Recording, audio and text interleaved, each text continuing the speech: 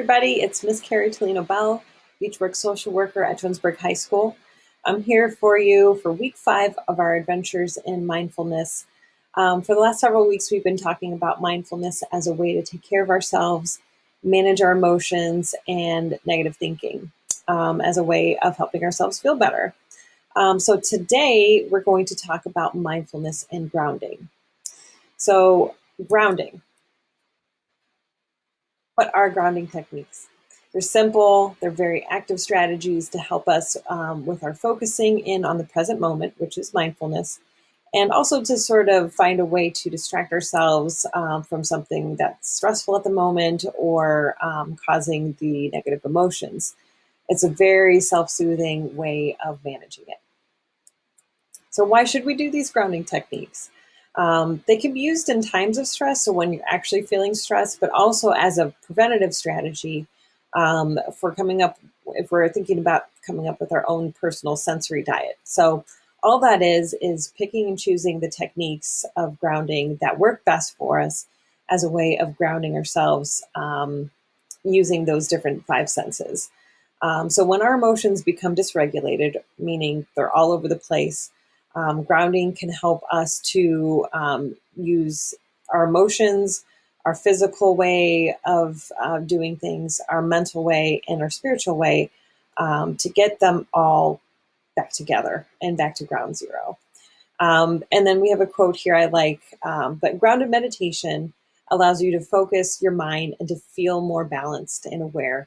And I love this picture of a young woman sitting out in the woods outside, because I think that being outside and connecting with the ground and the earth is one of the most grounding techniques out there. So if you could, bear with me. And I know you all have done a lot of work lately. The last thing you want to do is write anything down, but this is going to help. So if you could pause this video right now in this moment in time and go grab a piece of paper and a pencil or pen, whatever you've got. Doesn't have to be big, just a couple things, a big enough paper that you can jot down a few things. So go ahead and pause. All right. Hopefully you're back and you're ready to write. So I have a list here of grounding techniques that you can write down, the ones that work for you, and try to pick 3 to 5 techniques that might work for you. So we have a second page, so don't feel like you just have these to choose from. So yoga. That is a very grounding technique. And you don't necessarily have to go do classes of yoga, but even just browsing the internet, there's tons of videos out there. But one of my favorite moves, I'm going to quote Miss Christy Lewis, you can often find her in the hallways and assisting other students doing some yoga practices. And one of her favorite ones is when you sit perpendicular to the wall with your legs up straight. So your butt is all the way against flat and your legs are flat against the wall, just sitting up like that, just sort of letting all of that drain down and laying flat on your back and taking some nice deep breaths while you're at it. Another grounding technique you might want to try is sitting on a balance ball or textured cushion. So maybe it's something soft and memory foam, or maybe you've got one of those exercise balls that you can just balance on. Another thing you might try is just moving furniture around. Maybe you have, your room is in due for a new look and you want to move some things around. Just, pushing, using your physical strength can be very grounding. Another thing your parents will love is if you did some yard work. I don't know about you, but when I pull weeds, I just have that instant gratification. Or if you mow the lawn, it just looks nice. You're really just in the moment, smelling the grass, feeling the air. Any kind of yard work you can do is just easy, repetitive, and very grounding. Now, rocking chairs or gliders, sometimes, or even if you can find a swing at the playground or something, just sort of getting that rocking, it's very soothing and grounding. Also, just finding your favorite blanket. If you have something nice and soft and fuzzy, wrap yourself up in one of those. It can be very grounding. Another one I really like is holding or chewing ice. So it's something about just focusing in on that sense of how cold that is in your hands and just letting it melt very slowly in your hands. Really draws all of that senses and sort of like stops the emotions for a few minutes while that's happening, or chewing on ice. Another thing, if you have a sweet tooth, is get some lemon balls or hot and sour things, chewing on those for a while. Again, sensory, we're doing our taste as a grounding technique. Another thing I love, and one of my favorite things that most people know about me if they come to my office, is aromatherapy. So this doesn't mean you have to go buy a bunch of candles or lotions, but maybe you have a favorite perfume, maybe something in your kitchen that you like to smell or bake, or just simply going outside. There's a lot of things blooming right now, and if your allergies are okay, go get some fresh air. There's a lot of senses and smells out there that can be very grounding. Breathing exercises. This is another one of my favorite things. In week 1, we talked about breathing techniques, and that's something, again, you can do anytime, anywhere. And the easiest strategy I know is the 4-count breathing method. So that's just when you inhale through your nose for 4 seconds, and then you hold it for 4 seconds, and then you breathe out for 4 seconds. And if you can take more seconds to breathe out, the better. Another one you might try is music. This is another one of my favorite. I wouldn't recommend doing something challenging or emotional type of music, but something more soothing. Sounds of nature, rain, or music without words can be a little bit more relaxing than louder stuff. But if loud and crazy music really helps you feel better, then go for it. Another thing you might try is a stress ball, and I've got mine right here to show you. It says keep calm and squeeze.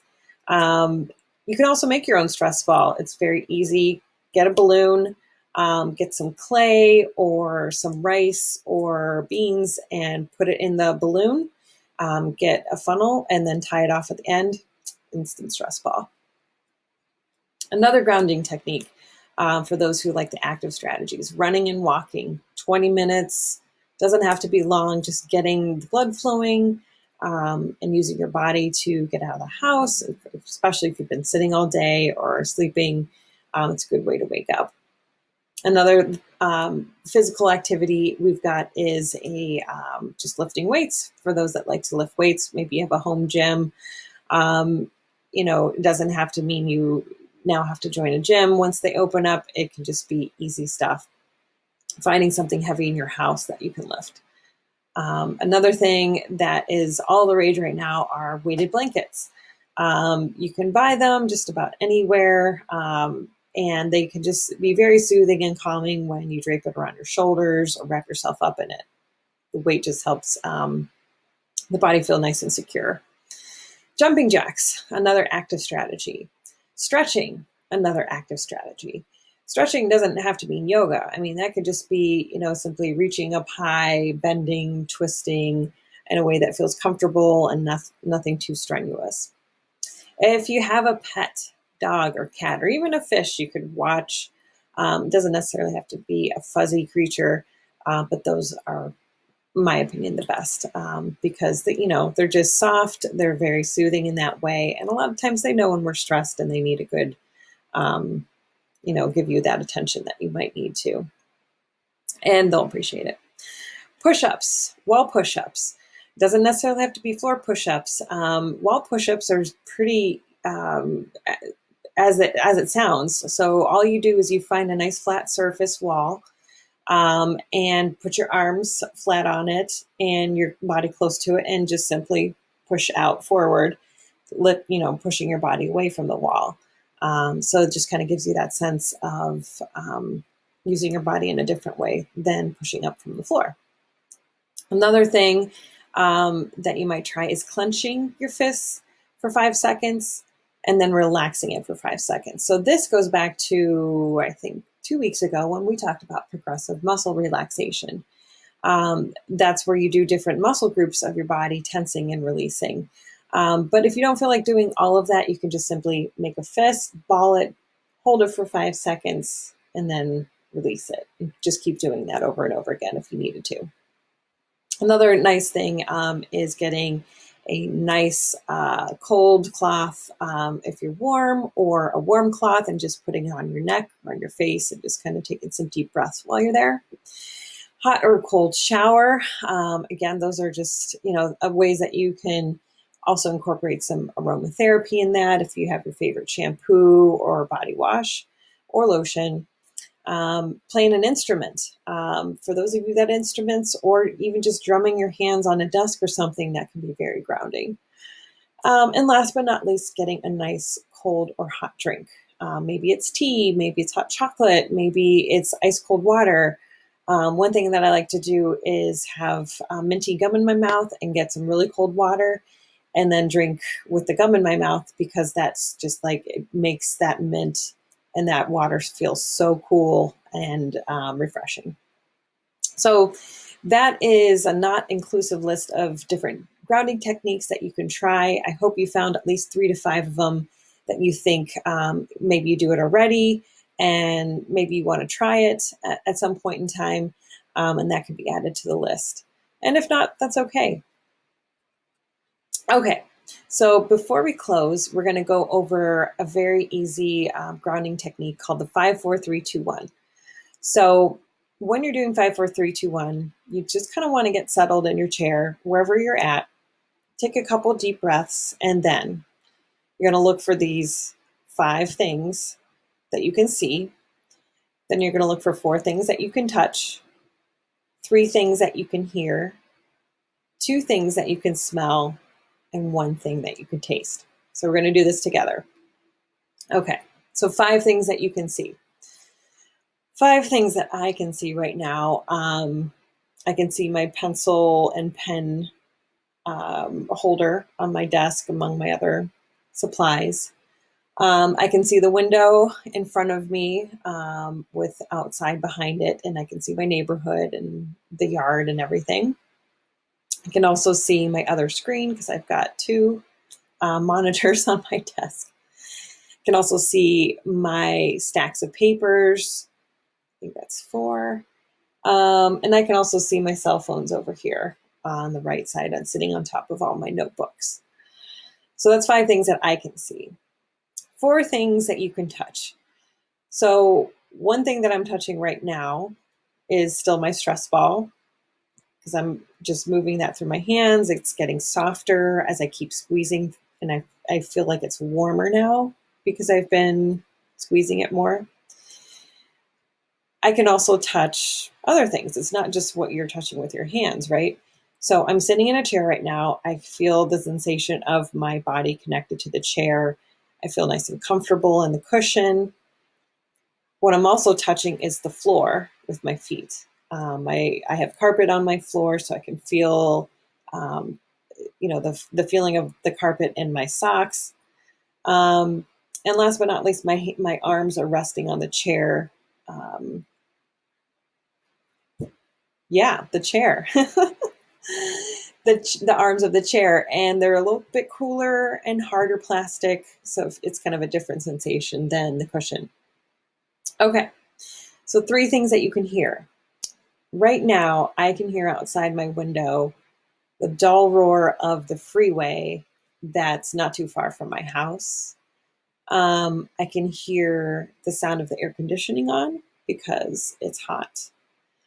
I can also hear the fan in my laptop right now because it's running as I'm recording. So those were 3 things that I can hear right now. And then 2 things that you can smell.